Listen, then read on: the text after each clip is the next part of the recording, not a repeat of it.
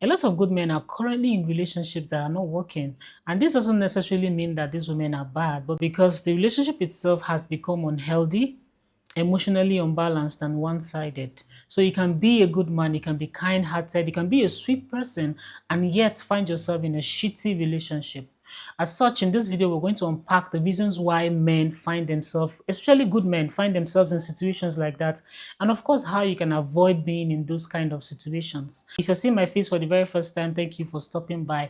And for my returning subscribers, thank you so much for joining us again. I know some of you will be asking, this Wendy Zeal lady, I've not been seeing her notification that is always disturbing me. Yeah, I went on a break. I've not been on the platform for a while now because I welcomed the new baby. Yes, my 9 months journey ended in praise, and we are so grateful to God.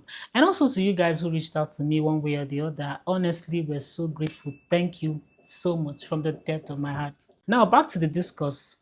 Yes, you can be a good man, you can be kind-hearted, you can be everything beautiful, but still find yourself in relationships that are not satisfying. One of the reasons is because some of you fail to set the necessary boundaries.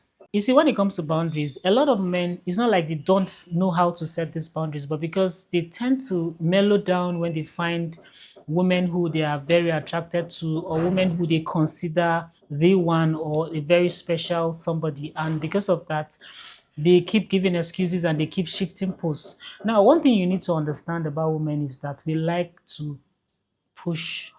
Okay, we want to know your limits, we want to know what you can condone and what you won't. So if you keep allowing that and you keep allowing that, she just, you just might end up in a very toxic dynamic. And that is why it's necessary to set boundaries. Sometimes when problems arise, instead of speaking up, you stay quiet. Instead of saying no, you say yes, yes. Not because you agree, but because you want the peace to just reign. Now, that is the problem. The peace you have today might just be the trouble that you're going to have tomorrow. So it's better that you set the boundaries from onset.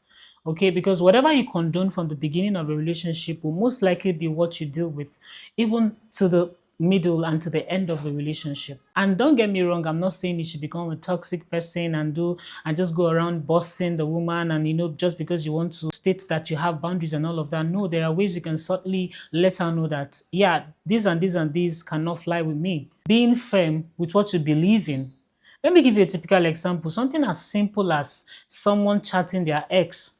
This can be like, this is a disrespect to you because you're in a current relationship. People shouldn't be chatting up their ex and messaging themselves back and forth while you're there and even in your absence. So you can say something like, I do not appreciate this behavior, and you're going to maintain your stance. Whenever you see that she has gone back to doing that again, then there has to be some form of like pulling back a little bit. Let her know that, yeah, this cannot be tolerated. That is one of the things that will make her respect you, see you as someone who knows what he wants. Another thing is that good men often believe that love can fix everything. Now, this is one of the biggest reasons why relationships become so toxic, so bad.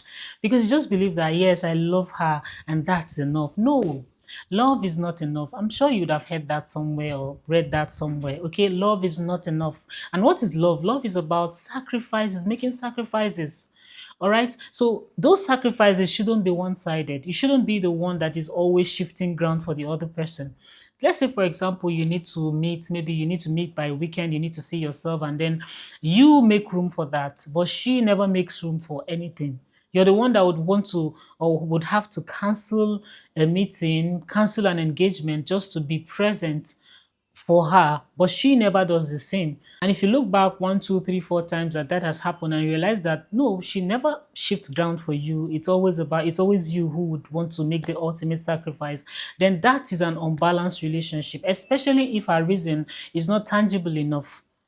Okay, because I believe that when you're in love with someone, when you truly value somebody and respect them, you will make room for them. Nobody is too busy for the one they claim to love. So love is all about sacrifices, making decisions to consciously choose a particular person, to be there for them, to be kind, to provide. And provision doesn't necessarily mean money. It can be someone I need to cry on their shoulder. It can be someone who has to be there for me when I'm in my downtime. It can just be anything. Provision can be anything. And it has to be you know, Not necessarily 50-50, because honestly, in love, sometimes you're giving 30% and your partner is giving 70%. Sometimes you would even be the one to give 100%. But what I'm saying is that it shouldn't be something that is constant. You shouldn't be giving 100% all the time. There should be sometimes that you relax and you're not able to, but the other person comes through. That is what love is all about. So don't think that you can outlove disrespect, outlove disregard. No, now you go burn out too. Now, so if na that one you want, you go burn out for real, guy. So you need to watch it, because making sacrifices is not just about one person. Love cannot fix the disrespect. Like I said, love cannot fix the disregard. Love cannot fix the dishonesty, lack of integrity. Love no go fix all of that. So you need to open your eyes. If that lady is someone who has a tendency to cheat, then you need to come off it. Come off it with the sacrifice. Come off it with the, oh, I love her, she's going to change. People don't change like that. When you solidify the relationship, she's going to continue in that line. So you need to check it and know that, fine, I want to be in a relationship. Of course, everybody wants a mutually satisfying relationship. Nobody wants to be in a toxic dynamic where you're always thinking, when you don't have peace of mind. Love is all about trust, respect, communication, accountability, reciprocity. Even if it's just one of these that is missing in your relationship, you will fill the gap. I can't imagine myself being in my relationship or being married to my husband and I don't trust him, or I don't communicate my feelings, or I don't reciprocate. These are very, very vital ingredients of any relationship you can consider healthy. Another thing is that some good men don't realize that they deserve better. So they find themselves in a situation where they get bare minimum. Being a good man doesn't mean accepting bad treatment. There's no award for the person that is most maltreated. They're not going to give you an award. You get, so keeping your head for it to be walked all over is not something that is good. So good men end up in bad relationship not because they are foolish, not because they are weak. Oftentimes it's because their strength is being used the wrong way. Their kindness become people pleasing. They can't say no because they don't want to hurt the feelings of the other person. They always put others above their needs.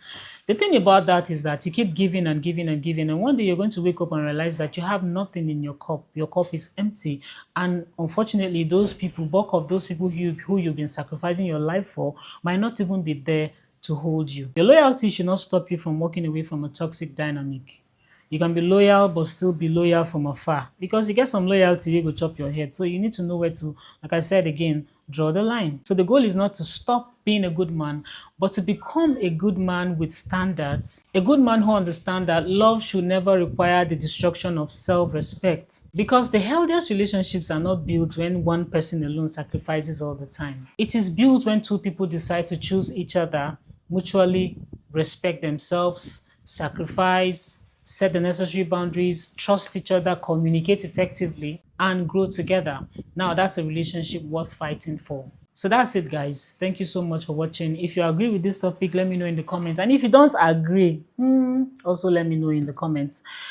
And also, before I sign out, if you know any other topic that you want us to explore in this platform, please do well to drop it in the comments. And until next time, stay blessed.